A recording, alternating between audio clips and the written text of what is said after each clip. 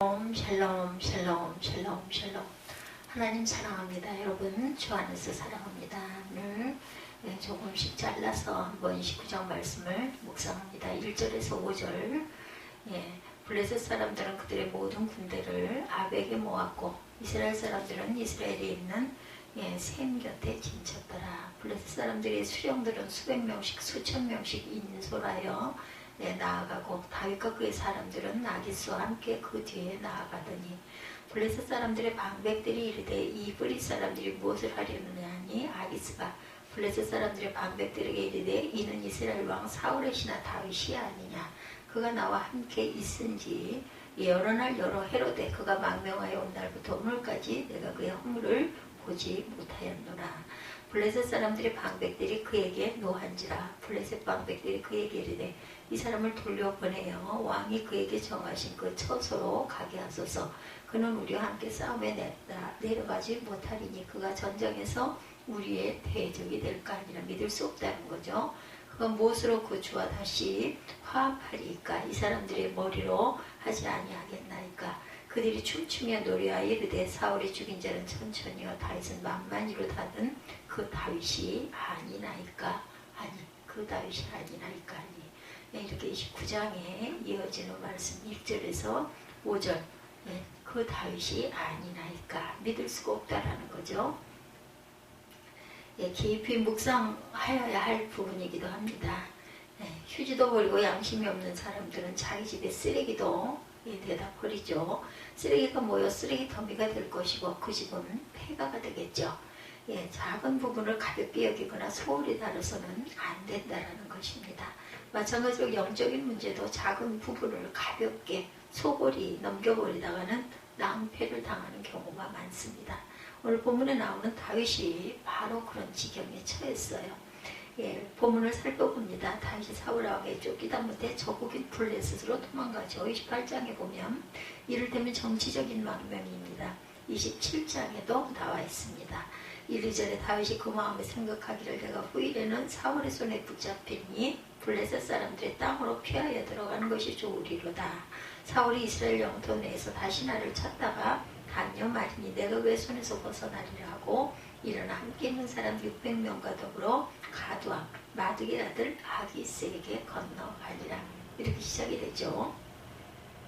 다윗은 블레셋 망명을 대수롭지 않게 여깁니다.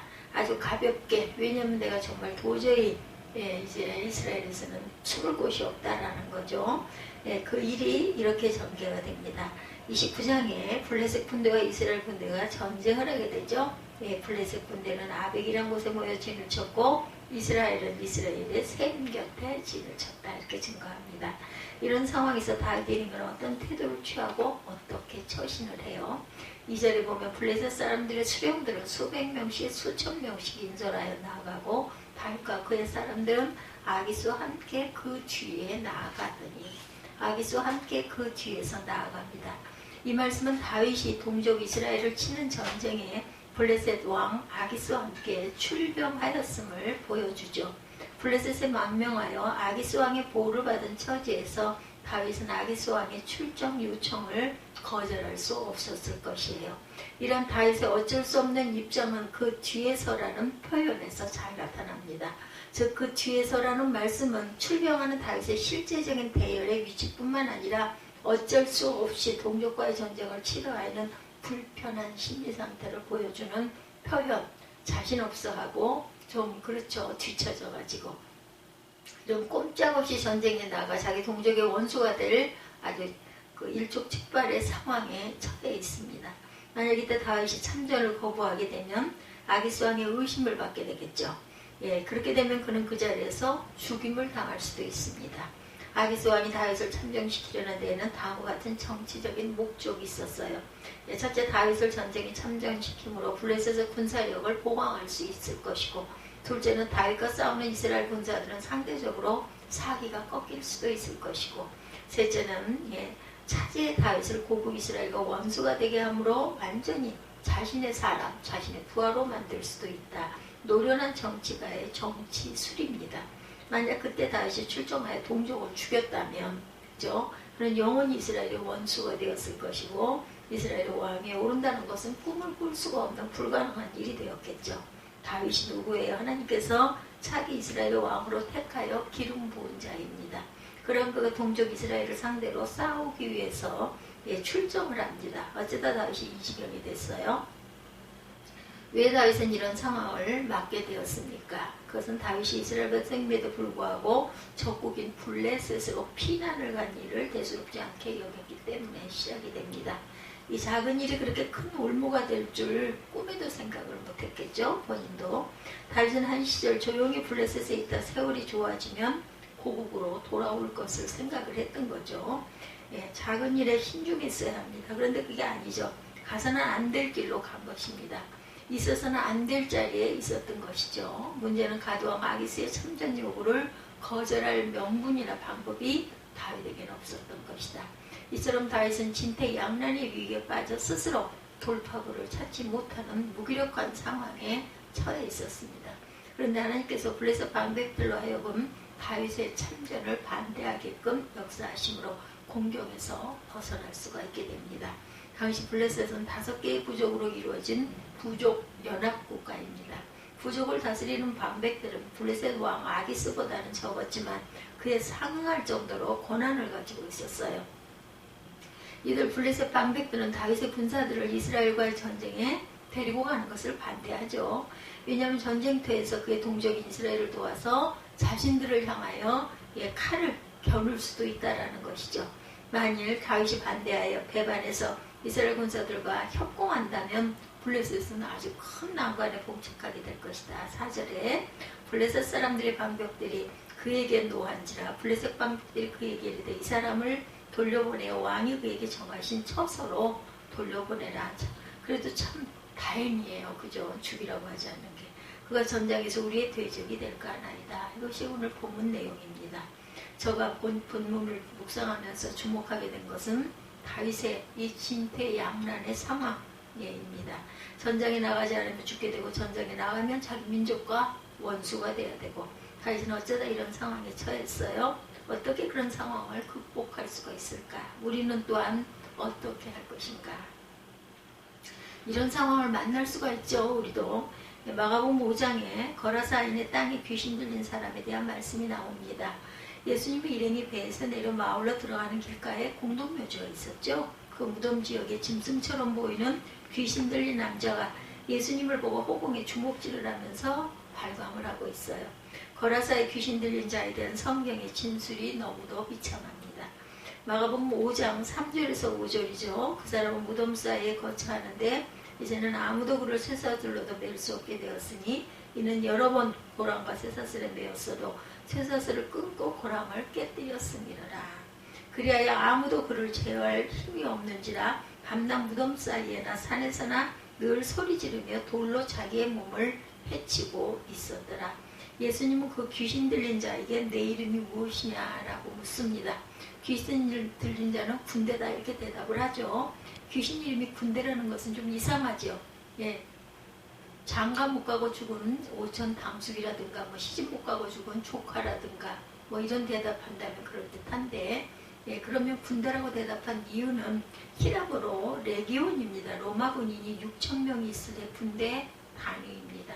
로마군에서 가장 규모가 큰 단위죠. 끔찍한 일이 아닐 수가 없어요.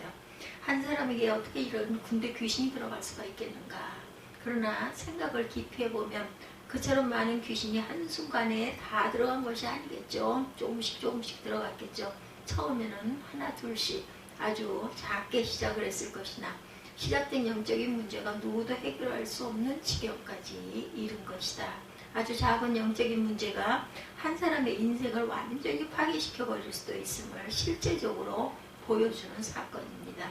우리에게 있어서도 작게 시작된 문제가 이와 같이 얼마든지 커질 수가 있다.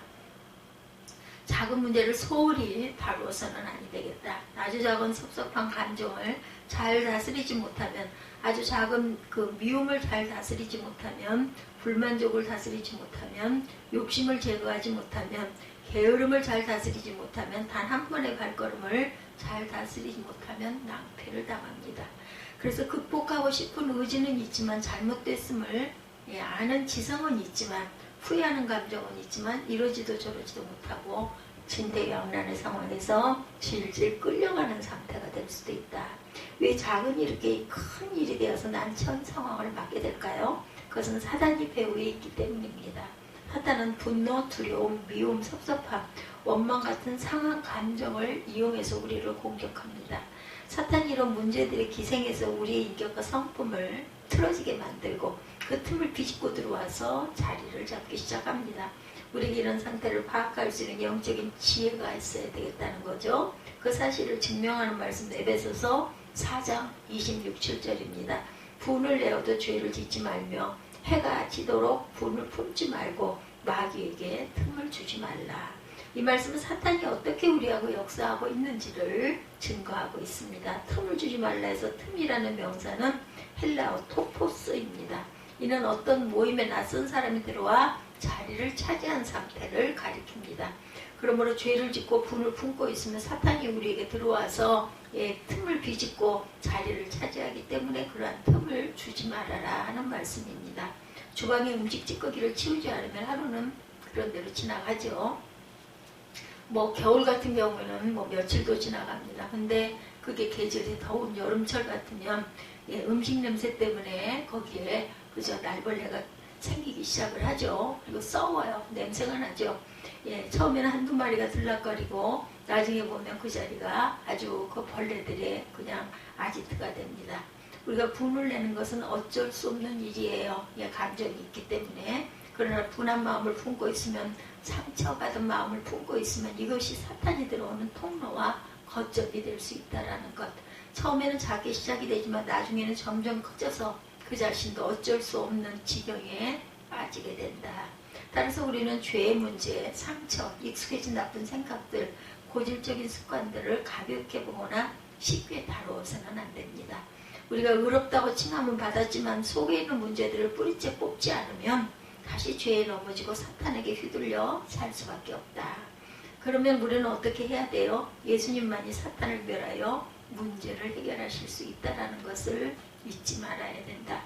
사탄의 권세는 예수님의 권세로만 깰 수가 있습니다.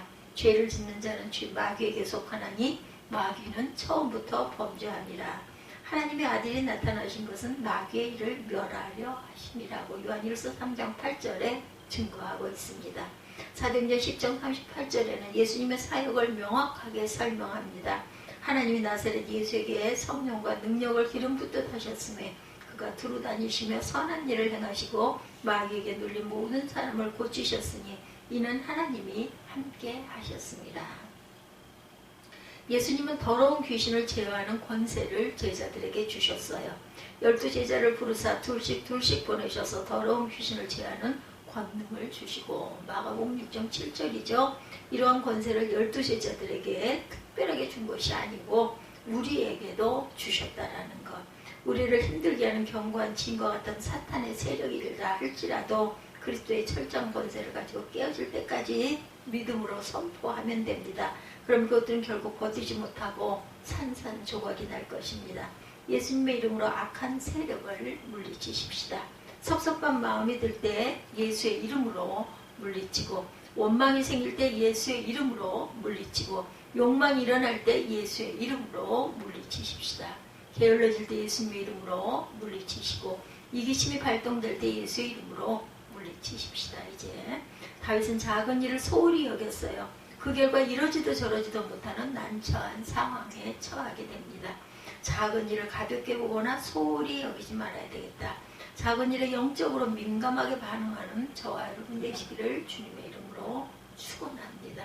마음속에 사탄의 아지트가 보이거든 예수 이름으로 깨뜨리십시오. 예수님의 이름으로 승리하는 저와 여러분이 되시기를 주님의 이름으로 축복합니다. 기도하시겠습니다.